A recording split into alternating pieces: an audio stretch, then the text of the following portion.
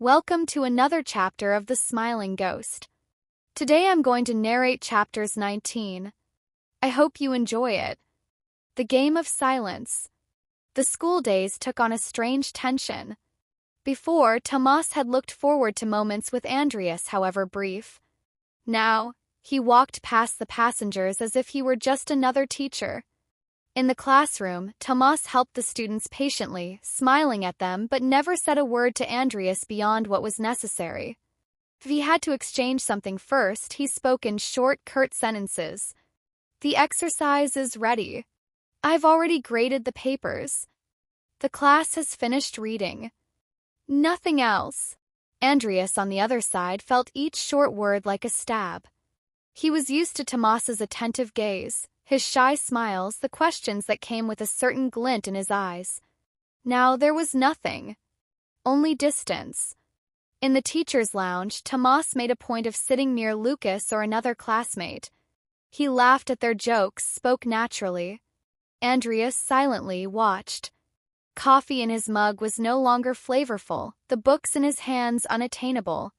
It was a silent lesson. Tomas's contempt spoke louder than any scolding Andreas had ever given him. One afternoon, after a busy class, Andreas tried to approach. "Tomas, can we talk for a minute?" He didn't even mention the eyes on the notebooks he was tidying. "I'm busy. Seriously, I just want to..." Andreas began, but was interrupted. "You don't need to explain yourself." Tomas finally relaxed his gaze, firm, direct. "I understand perfectly who I am to you. Just a coworker." Andreas swallowed. The same phrase he had used in front of Ricardo at the restaurant was now a barrier between them. A barrier Tomas insisted on keeping up. That night, Andreas slumped on the sofa in his apartment, his mind spinning in circles. The image of Tomas ignoring him, the cold tone, the hardness in his eyes, it all consumed him. He realized how wrong he had been, how his fear was destroying the only thing that made him feel alive again. Meanwhile, Tomas in his secret room donned Adonis once more. The mask, the wig, the sweet voice that drew his followers. There he was loved, desired. There no one despised him. But even amidst the praise and donations, a part of him thought of Andreas. He thought of how he wished it were he who looked at him with desire, without fear, without masks. That night, Andreas slumped on the sofa in his apartment, his mind spinning in circles. The image of Tomas ignoring him, the cold tone, the hardness in his eyes, it all consumed him. He realized how wrong he had been, how his fear was destroying the only thing that made him feel alive again. Meanwhile, Tomas in his secret room donned Adonis once more. The mask, the wig, the sweet voice that drew his followers. There he was loved, desired. There no one despised him. But even amidst the praise and donations, a part of him thought of Andreas. He thought of how he wished it were he who looked at him with desire, without fear, without masks. Chapter 23. I don't have time. The week seemed endless. For Andreas, each day was a punishment.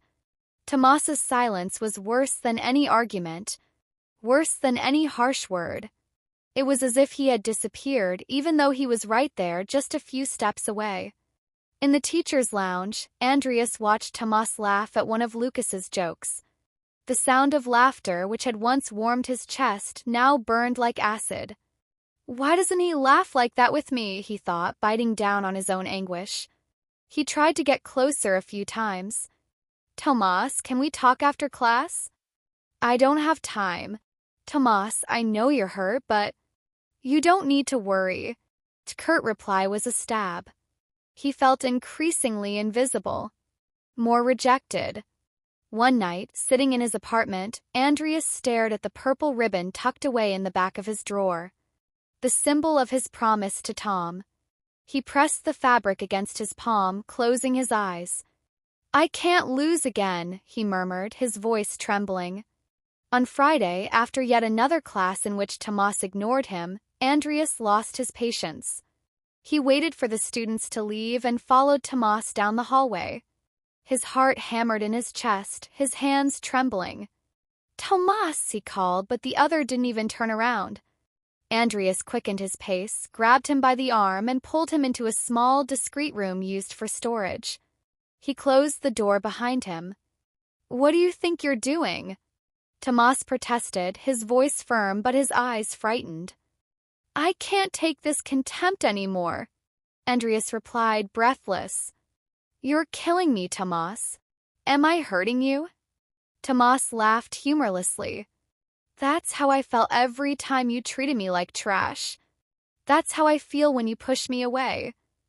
Andreas ran a hand through his hair, desperate. "I didn't want to. I was just scared." "And I'm not scared, Andreas," Tomas countered, his eyes brimming with tears. "You think it's easy for me? I fell in love. And all I got was coldness." The silence between them grew heavy. Their breaths were short, nervous. Then Andreas, seized by impulse, grabbed Tomas's face tightly and kissed him. It was an urgent, painful kiss, as if wringing out every word he couldn't say. Tomas tried to resist for a second, but gave in.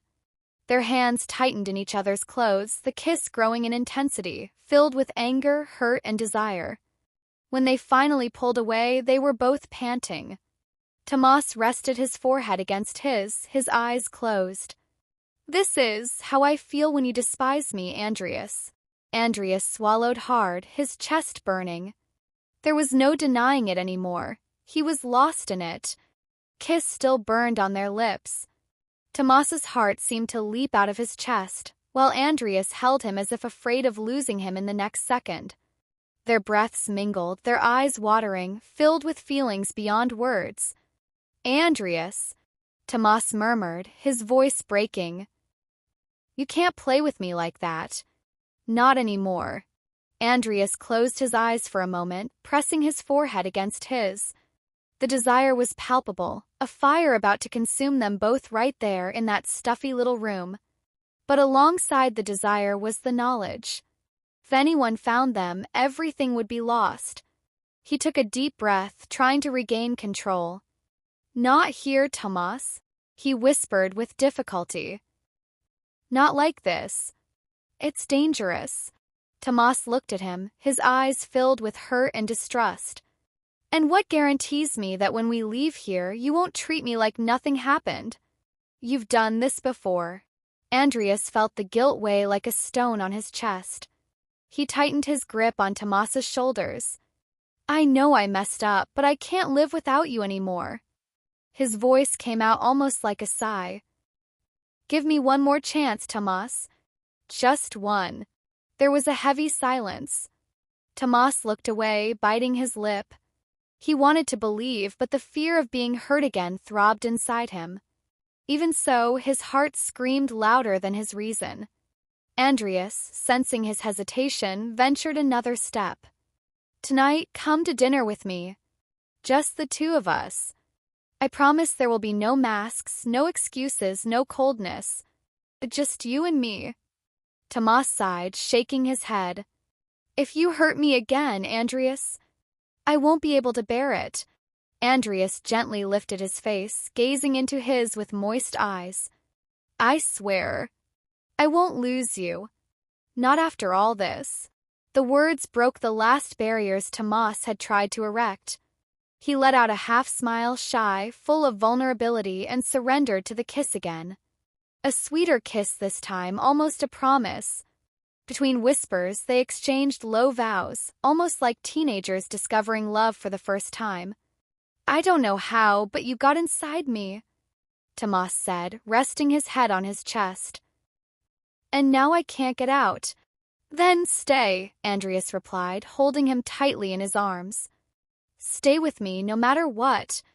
They stood there, embracing, unaware that in the corner of the hallway, behind a barely closed crack in the door, someone was watching. Ludmila, a third-year high school student with watchful, mischievous eyes. She had always had a crush on Professor Andreas.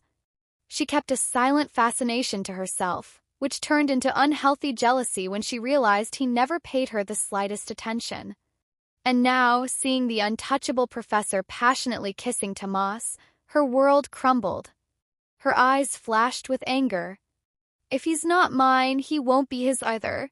Silently, Ludmila walked away down the hallway, already hatching a plan in her mind. A way to expose them both. To end this before it blossomed. Meanwhile, inside the small room, Andreas and Tomas still believed themselves safe, lulled by the warmth of the promise of dinner and a possible future, unaware that outside the first stone was about to be thrown at them.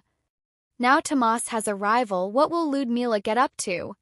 Scenes for the next chapter. Thank you and a big hug to you. Thank you for watching today's chapter. If you liked it, please comment and like, share and subscribe to the channel so you don't miss any chapter.